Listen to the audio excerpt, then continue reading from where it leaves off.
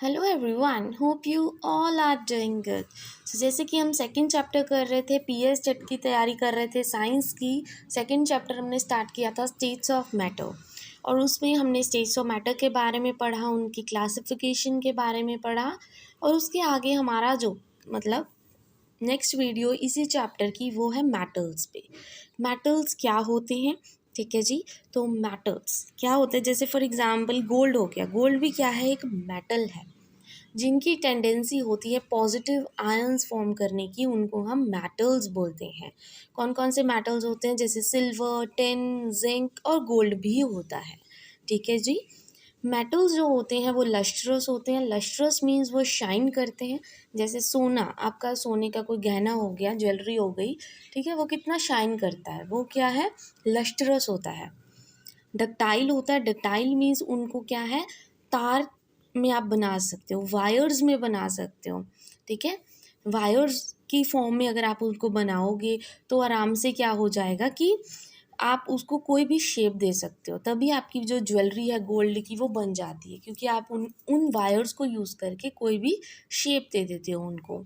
Malleability, malleability means आप उनको sheets में बना सकते हो, ठीक है जी, पतली पतली परत में। देन सबसे ज़्यादा अबंडेंट मेटल कौन सा है अर्थ क्रस्ट में, वो है एल्यूमिनियम। सबसे ज़्यादा पाया गया, मेटल की बात हुई है। जब नॉन मेटल की बात आई थी तो हमने क्या बोला था, नाइट्रोजन। जब मेटल कौन सा सबसे ज़्यादा अर्थ क्रस्ट में पाया जाता है, वो था एल्यूमिनियम, ठीक है जी। कुछ प्रॉपर्टीज़ हैं मेटल्स की, आपको पता होनी चाहिए, इंपॉर्टेंट है कि ये सॉलिड होते हैं हमेशा रूम टेम्परेचर पे। लस्ट्रस होते हैं मीन्स शाइनिंग होते हैं। मैलिएबल होते हैं मीन्स जो अभी मैंने समझाया कि उनको शीट्स में आप तोड़ सकते हैं। गोल्ड एंड सिल्वर हो गया जैसे। और डक्टाइल होते हैं मीन्स आप उनको तारों में बना सकते हो, जैसे कॉपर और एल्यूमिनियम की तारें हम यूज़ करते हैं अपने घरों में कि करंट वगैरह ना लगे। गोल्ड की ज्वेलरी बनाने में भी तारे आप यूज़ कर सकते हैं उसको अलग अलग शेप्स देने के लिए, ठीक है जी। ये हार्ड होते हैं and they are good conductor of heat and electricity. I hope this is clear. अब उसके आगे आते हैं हम। Next, the arrangement of metals in order of decreasing reactivity, उसको हम रिएक्टिविटी सीरीज बोलेंगे। जब भी आप मेटल्स को उसके डिक्रीजिंग रिएक्टिविटी में अरेंज कर दोगे ना, उसको हम रिएक्टिविटी सीरीज बोलेंगे। और उस सीरीज के अकॉर्डिंग मीन्स पहले सबसे हाईएस्ट रिएक्टिव और नीचे नीचे जाते हुए सबसे कम रिएक्टिव। जो मेन चीज़ है जो आपको लर्न करने की है, टेबल तो मैं आपको दिखाई दूंगी जब आपको बुक मटेरियल में अभी दिखाऊंगी एंड में, ठीक है। बट उसके पहले आपको पता होना चाहिए सबसे रिएक्टिव कौन सा होता है, पोटाशियम। और सबसे कम रिएक्टिव कौन सा होता है, गोल्ड। क्योंकि देखिए अगर गोल्ड रिएक्ट कर जाएगा तो ऐसे तो सोना खराब हो जाएगा, है ना। आप कोई भी ज्वेलरी लोगे वो तो दूसरे तीसरे दिन खराब हो जाएगी इस हिसाब से। तो सबसे कम रिएक्टिव कौन सा होता है, गोल्ड। और सबसे ज़्यादा रिएक्टिव कौन सा होता है, पोटाशियम। ये मेन पॉइंट्स है जो याद रखने की है, क्योंकि ये क्वेश्चन आता है कि सबसे ज़्यादा रिएक्टिव मेटल कौन सा और सबसे कम रिएक्टिव मेटल कौन सा है, ठीक है जी। मेटल्स कंप्लीट हो गए, अब आते हैं नॉन मेटल्स पे। और उसका उल्टा है बिल्कुल, non metals negative ions form करेंगे, ठीक है। और ये सॉलिड और गैशियस दोनों होते हैं under the normal conditions. Property क्या है, अगर मेटल्स हार्ड है तो नॉन मेटल्स सॉफ्ट है, ठीक है। अगर मेटल्स लस्ट्रस है, शाइनिंग है, तो नॉन मेटल्स नॉन लस्ट्रस है, ठीक है। अगर मेटल्स मैलिएबल है तो नॉन मेटल्स नॉन मैलिएबल है, ठीक है। और ये नॉन डक्टाइल है, इसका लो मेल्टिंग और बॉइलिंग पॉइंट होता है, ठीक है जी। अब उसके बाद मेटल्स नॉन मेटल्स हो गए, अब आएंगे मेटलॉइड्स पे। मेटलॉइड्स क्या होता है, मेटल्स और नॉन मेटल्स दोनों के कॉम्बिनेशन से जो बने एलिमेंट, उनको हम क्या बोलेंगे, मेटलॉइड्स, जिनमें मेटल्स की प्रॉपर्टी भी होती है और नॉन मेटल्स की भी। फॉर एग्जाम्पल कुछ मेटलॉइड्स आपको पता होने चाहिए, जर्मेनियम, ठीक है जी, और सिलिकन। ये रहने देना, जर्मेनियम एंड सिलिकन। ये जी है, वैसे गैलियम कह सकते हो उसको, जर्मेनियम, गैलियम एंड सिलिकन, ठीक है जी, ये दिमाग में रखना, इम्पॉर्टेंट है। देन एलिमेंट्स की ये कंपाउंड्स क्या होता है, एलिमेंट्स तो होता है जो सिंगल एलिमेंट, जैसे हाइड्रोजन, नाइट्रोजन, ऑक्सीजन, वो सिंगल एटम से बनता है।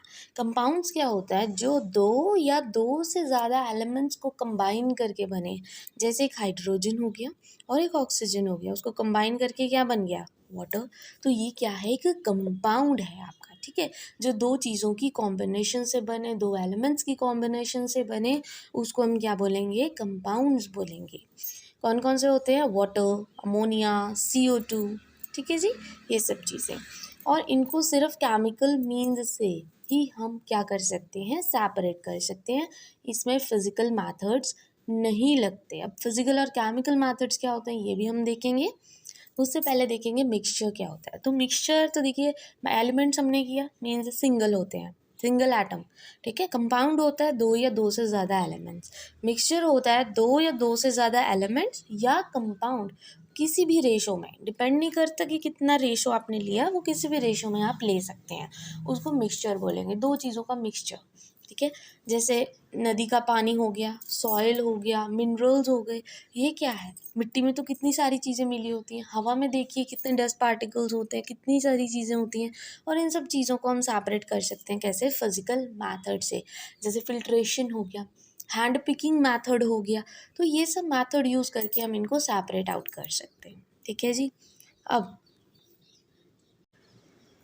जैसे कि हमने मिक्सचर कर लिया, ठीक है जी, मिक्सचर के एग्जांपल्स की और मेटल मिक्सचर को हम सेपरेट कर सकते हैं बाय फिजिकल मैथड्स। अब मिक्सचर दो तरह के होते हैं, एक होती है होमोजीनियस, एक होता है हेट्रोजीनियस। होमोजीनियस क्या होता है, जिसको हम मतलब प्रॉपर तरह से घुल जाए, एक तरह से मतलब एक ही चीज़ बन जाती है। फॉर एग्जाम्पल आपने पानी में क्या डाला, सॉल्ट डाला, ठीक है, पानी में आपने क्या डाला, सॉल्ट डाल दिया, और वो पूरी तरह घुल जाएगा, वो क्या हो जाएगा, होमोजीनियस हो जाएगा, मीन्स वो एक ही प्रॉपर्टी बन जाएगी फिर, देखिए। बट हेट्रो क्या होगा, जब आप पानी में क्या डालोगे, सैंड, और जब आपने सैंड डाल दिया वो तो नीचे बैठ जाएगा बट पानी ऊपर रह जाएगा, मतलब सेपरेशन हो गई, तो वो क्या हो गए, हेट्रोजीनियस हो गए। आई होप दिस इज क्लियर, ठीक है जी। होमोजीनियस मिक्सचर का ऑलवेज एग्जाम्पल होता है, होमो मतलब सेम सेम, अलॉयज, अलॉयज क्या होते हैं, जब आप मेटल या मेटल्स को कंबाइन करते हो, या नॉन मेटल्स और नॉन मेटल्स को, मतलब सेम सेम चीज़ें होनी चाहिए, अलग नहीं होना चाहिए, ठीक है जी, वो होते हैं होमो। हेट्रो होता है different. Now true solution and suspension, ये भी इंपॉर्टेंट टॉपिक्स है, ठीक है, इसलिए मैं छोटा सा आपके लिए ज़रूर लेके आई हूँ ये। ट्रू सोल्यूशन हमेशा होमोजीनियस मिक्सचर होते हैं, तभी उनको ट्रू कहते हैं, बिकॉज वो पूरी तरह डिज़ोल्व कर जाते हैं, ठीक है जी। और इनका साइज़ बहुत ज़्यादा स्मॉल होता है, स्मॉलर देन 1 नैनोमीटर इन डायामीटर, ठीक है जी। अब सल्यूट क्या होता है, सॉल्वेंट क्या होता है। सल्यूट तो देखिए आप सबको पता है, जब भी आप पानी में कोई चीज़ डाल रहे हो उसको हम सल्यूट बोलेंगे, राइट। और जो चीज़ जिस चीज़ में आप डाल रहे हो, मीन्स लार्जर क्वांटिटी में पड़ी है हमारे पास, उसको हम सॉल्वेंट बोलेंगे। आई होप दिस इज़ क्लियर, ठीक है। जो चीज़ आप स्मॉल अमाउंट में डालोगे, जैसे नमक डाला हमने, तो वो क्या है, सल्यूट, और जो चीज़ ज़्यादा मात्रा में पड़ी है जैसे पानी, वो क्या है, सॉल्वेंट, ठीक है। I hope this is clear. Tincture of iodine में से क्वेश्चन आता है। टिंक्चर ऑफ आयोडीन होता क्या है, solution of iodine in alcohol, जब अल्कोहल में आप थोड़ा सा चुटकी भर आयोडीन डाल दोगे ना, तो उसको हम बोलेंगे टिंक्चर ऑफ आयोडीन, ठीक है जी। I hope this is clear. Due to very small particle size, true solution का साइज़ बहुत ज़्यादा स्मॉल होता है, इसलिए वो क्या करते हैं, ज़्यादा स्कैटर नहीं करते। जैसे ही आप लाइट को पास करते हो ना सोल्यूशन में से, जैसे आपके पास कोई भी लिक्विड सोल्यूशन है और आपने क्या किया, उसमें से लाइट पास की, देखिए आपके पास यह लिक्विड पड़ा है, आपने लाइट पास की, बट वो क्या होगा, कभी भी आपको सोल्यूशन दिखाई नहीं देगा, मतलब कहाँ से वो लाइट जा रही है आपको नहीं दिखेगी, क्योंकि ये पार्टिकल बहुत ज़्यादा स्मॉल होते हैं, ठीक है जी। I hope this is clear. अब आते हैं सस्पेंशन पे। तो देखिए जी, सस्पेंशन क्या होता है, सस्पेंशन हेट्रोजीनियस मिक्सचर होते हैं, ठीक है, पता होना चाहिए। ट्रू सोल्यूशन हमेशा होमोजीनियस और सस्पेंशन क्या होते हैं, heterogeneous. Means salute particles don't dissolve. Hetero में आपको बताया ही था, जैसे आपने सैंड डाला पानी में तो वो डिज़ोल्व नहीं करेगा, मिक्स नहीं करेगा, उसको हम हेट्रो बोलेंगे। तो सल्यूट पार्टिकल्स कभी भी डिज़ोल्व नहीं करेंगे, बट वो क्या रहेंगे, मीडियम के ऊपर ही रहेंगे या नीचे, ठीक है। जैसे ये पानी है और आपने रेता डाल दिया, तो सैंड क्या नीचे बैठ जाएगा, वो दोनों चीज़ें मिक्स नहीं करेंगी आपस में। और इनका साइज़ क्या होता है, more than 100 nanometer, and they can be seen with the naked eyes, और इनको हम आराम से देख सकते हैं, ठीक है जी। अब कुछ मेथड्स हैं जो आपको पता होने चाहिए कि कैसे हम चीज़ों को सेपरेट आउट कर सकते हैं, ठीक है। ये आप कह सकते हैं purification and characteristics of substances, heterogeneous mixture को हम सेपरेट कर सकते हैं simple physical method. Physical method means जो हम हैंड से मैथड्स यूज़ करते हैं उसको हम सिंपल बोलेंगे। सबसे पहला मेथड हैंड पिकिंग। जैसे सिंपल आपके घर में क्या है, दाल आती है बाज़ार से, आपकी मम्मी उसको क्या करती है, हाथ से उसमें से कंकर निकाल देती है, वो होती है हैंड पिकिंग। हाथ से किसी चीज़ को उठा के सेपरेट कर देना, सिंपल उसको बोलेंगे हैंड पिकिंग। जैसे removing of the stones from the pulses, दाल में से कंकर को निकालना। ठीक है जी।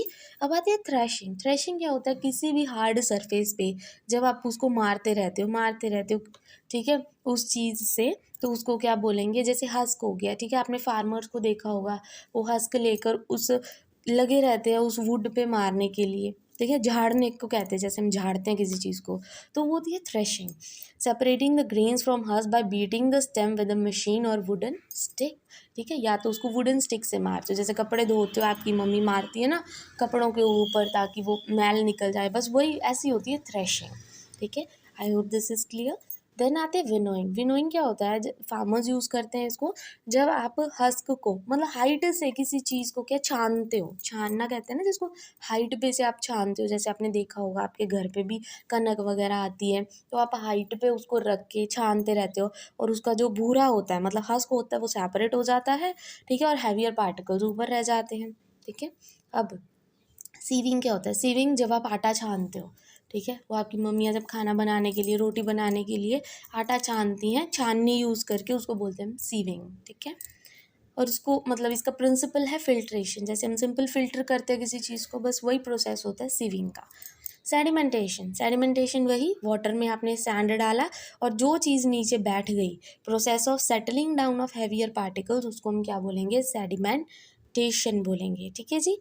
अब आते हैं फिल्ट्रेशन। फिल्ट्रेशन तो आपको बहुत सबको पता ही होगा कि ईजी सा कंसेप्ट है, जब आप फिल्टर करते हो, जैसे आपके घर में फिल्टर्स होते हैं, पानी फिल्टर करते हो, जो गंदगी होती है वो ऊपर ऊपर रह जाती है और साफ़ पानी आपको मिल जाता है, उसको क्या बोलते हैं, फिल्ट्रेशन। ठीक है जी, I hope this is clear.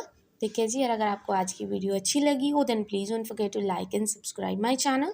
और अभी आपको मैं बुक मटेरियल भी दिखा देती हूँ, आप वो भी देख लीजिएगा जो आज हमने ये सारा रिवाइज़ किया है।